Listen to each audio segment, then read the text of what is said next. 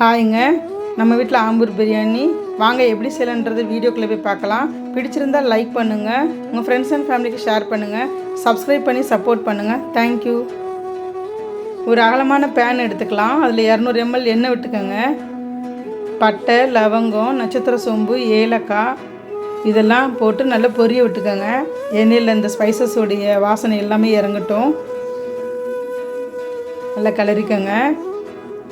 இதில் 300 கிராம் பெரிய வெங்காயத்தை நீல வாக்கில் நறுக்கி வச்சுருக்கிறேன், அதை சேர்த்துக்கலாம். இப்போ நான் 3/4 கிலோ அரிசியை வச்சு பண்ண போகிறேன். அதுக்குண்டான அளவுகள் தான் நான் சொல்கிறேன். நீங்கள் அதே மாதிரி போட்டிங்கன்னா ஒரிஜினல் ஆம்பூர் பிரியாணியோட டேஸ்ட்டு கண்டிப்பாக இருக்கும். நீங்களும் ட்ரை பண்ணி பாருங்கள். இதே அளவுகளை போட்டு ரொம்ப பொன்னிறமாலாம் ஒன்றும் வதக்க வேண்டாம். ஒரு 75% வதங்கினாலே போதுமானது. வதங்கிருச்சு. இப்போ 50 கிராம் பூண்டு பேஸ்ட்டு, வெறும் 50 கிராம் பூண்டு மட்டுமே பேஸ்ட் பண்ணி வச்சுருக்கிறேன், அதை சேர்த்துக்கலாம். சேர்த்து நல்லா வதக்கிக்கலாம். ஒரு 2 நிமிஷம் வதக்குங்க.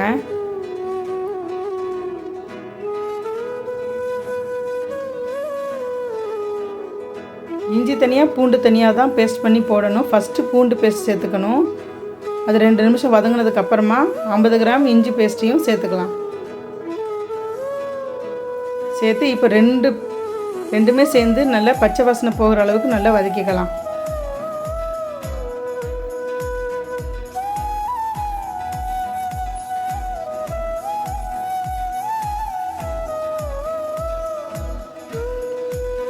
வதங்கிடுச்சு, நல்ல பச்சை வாசனை போயிடுச்சு.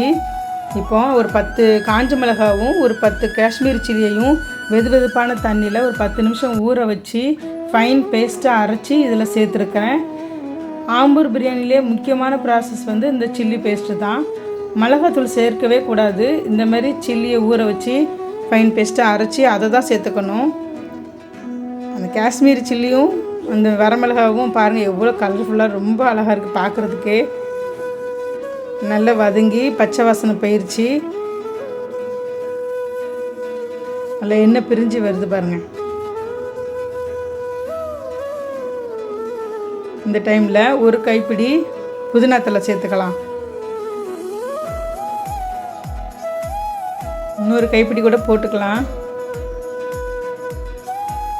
வதங்குன்னா கொஞ்சமாக ஆகிடும் புதினா. இன்னொரு கைப்பிடியும் சேர்த்துருக்கேன்.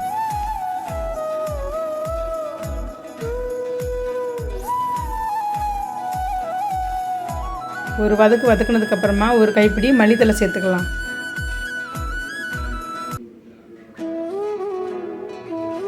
சேர்த்து நல்லா வதக்குங்க.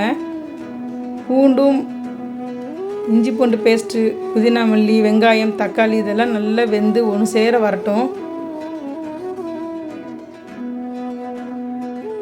இப்போது இதுக்கு தேவையான அளவு உப்பு போட்டுக்கலாம். நான் 1.5 டீஸ்பூன் சேர்த்துருக்குறேன்.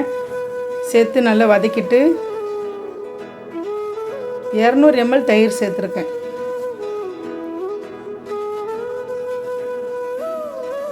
இப்போ 200 ml தயிரை சேர்த்துக்கலாம்.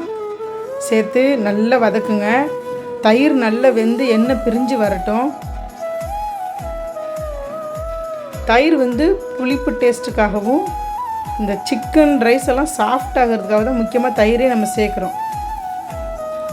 பிரிஞ்சு வந்துருச்சு. இப்போ நான் 300 கிராம் தக்காளி சேர்த்துருக்கேன்.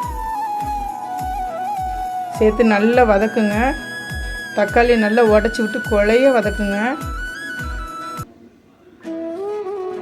தக்காளி நல்லா வேகணும், வெந்து நல்லா குழைஞ்சி வரணும். அப்போ தான் நல்ல ருசியாக இருக்கும் அந்த பிரியாணி.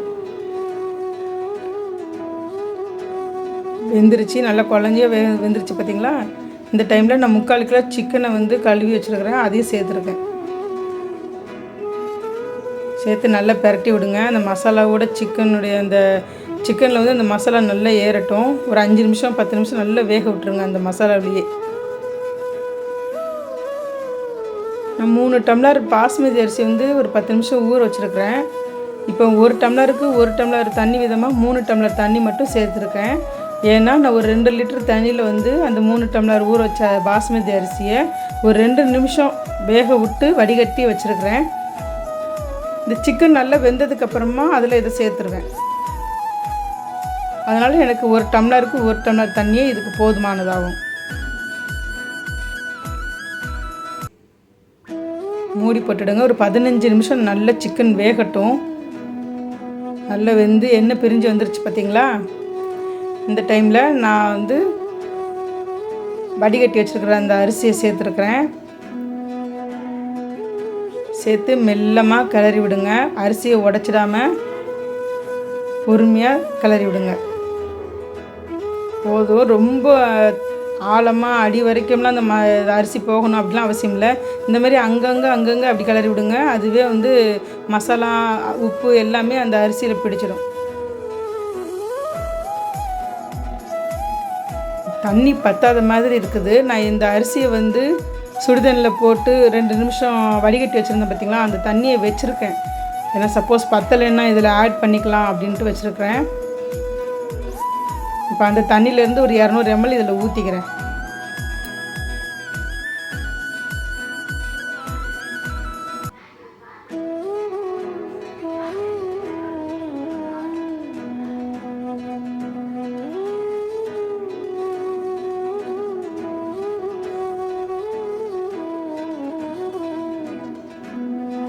ஊற்றிட்டேன். இந்த தண்ணி போதுமானது. நல்லா ரைஸ் நல்லா வெந்து வந்துடும். லைட்டாக கிளறி விடுங்க. உப்பு சரி பார்த்துக்கோங்க. இந்த டைமில் உப்பு சேர்த்தா தான் உண்டு. நான் பார்த்துட்டேன், எனக்கு கரெக்டாக இருக்குது. நீங்களும் செக் பண்ணிக்கோங்க. இப்போ மூடி போட்டு ஒரு 15 நிமிஷம் சிம்மில் வச்சு தம் போட்டுடுங்க. நான் மேலே எந்த வெயிட்டான பொருள் அதெல்லாம் எதுவுமே வைக்கல. வெறுமனையாகவே தம் போட்டிருக்கேன். பாருங்கள் எப்படி வெந்து வந்திருக்குதுன்னு. பொலன்னு சூப்பரான ஆம்பூர் பிரியாணி ரெடி ஆயிடுச்சு.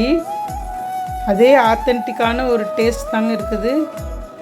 நீங்களும் ட்ரை பண்ணி பாருங்கள். எப்படி வந்ததுன்றத கமெண்ட் செக்ஷனில் சொல்லுங்கள்.